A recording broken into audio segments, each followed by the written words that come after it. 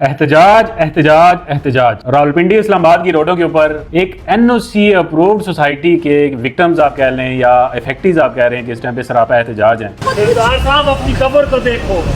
तुमने कब्र में नहीं जाना। 70 साल तुम्हारी उम्र है, कल जाओगे, अल्लाह को जवाब क्या दोगे?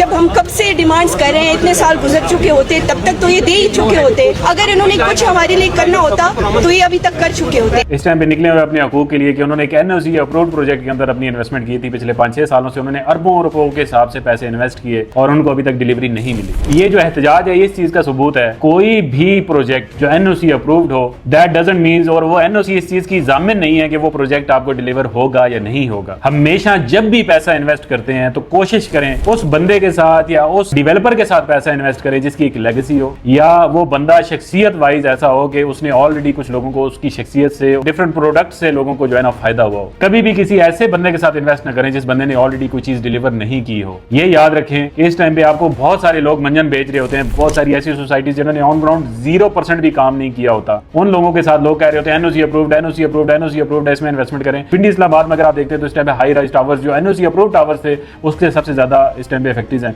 उसके अलावा सोसाइटीज के भी आपके सामने जो पिंडी इस्लामाबाद में आजकल जो एहतजाज सैकड़ों के हिसाब से लोग निकले हुए हैं, डिफरेंट उन्होंने बैनर्स उठाए हुए हैं, डिफरेंट उन्होंने चीजें उठाई हुई हैं, एहतजाज कर रहे हैं अपने राइट्स के लिए कि हम पिछले 5-6 साल से पैसे दे रहे हैं और अभी तक हमें जो है ना हमारी चीज डिलीवर नहीं हुई। याद रखें कि जिस हिसाब से रियल एस्टेट के अंदर ये सारी की सारी चेंजिंग्स हो रही हैं, बहुत बुरी एक अलामत कह रहे हैं, बहुत बुरी एक चीज ऐसी होने जा रही है जिससे इन्वेस्टर्स को बिल्कुल ट्रस्ट ही खत्म हो जाएगा कि कोई एनओसी अप्रूव्ड प्रोजेक्ट हो या एनओसी बगैर एनओसी अप्रूव्ड प्रोजेक्ट हो। इस टाइम पे क्लाइंट्स डामाडोल हैं कि यार हम किस चीज में इन्वेस्ट करें। एनओसी अप्रूव्ड में करते हैं तब भी हम बढ़ते हैं, अगर हम विदाउट एनओसी प्रोजेक्ट में करते हैं तो तब भी हम बढ़ते हैं। कोशिश करें कि किसी ऐसे बंदे के साथ इन्वेस्ट करें जिसकी नीयत डिलीवरी की हो और आपको नजर आ रहा हो कि ये बंदा डिलीवर करना जानता है या डिलीवर करना चाहता है। ऐसे बंदे के साथ कभी भी इन्वेस्ट ना करें जिसके बारे में आपको किसी चीज का पता ही ना हो। अगर आपको पता भी है ये नहीं कर सकता डिलीवर, तो उस बंदे के साथ कभी भी इन्वेस्टमेंट ना करें। तो खुदारा कोई भी इन्वेस्टमेंट करते हैं कोशिश करें कि ये जो डीलर्स या जो आगे पीछे अपने 200, 400, 500 रुपए के पीछे आपको बहुत सारे ऐसे प्रोडक्ट्स में, बहुत सारे ऐसे प्रोजेक्ट्स में आपको बोल रहे होते हैं कि इन्वेस्टमेंट करें जो ऑन ग्राउंड बिल्कुल होती है, एग्जिस्ट ही नहीं करते। जो चीज ऑन ग्राउंड एग्जिस्ट करती है बेशक एनओसी ना होते कि सरकारी मामला होते हैं, चीजें होती है। एक बंदे के पास प्रोडक्ट है, वो आपको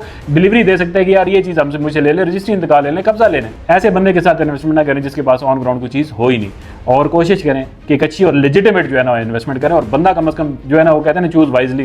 ये ना हो कि तुम पैसे देते रहो तो आखिर तो मिले कुछ भी नहीं। अल्लाह पाक हामी नासिर हो हमारे मुल्क का, और अल्लाह पाक के साथ जिन लोगों के पैसे इन्वेस्ट हुए हैं, जहां पे भी इन्वेस्ट हुए हैं, कभी किसी बंदे को नुकसान ना हो। बहुत शुक्रिया।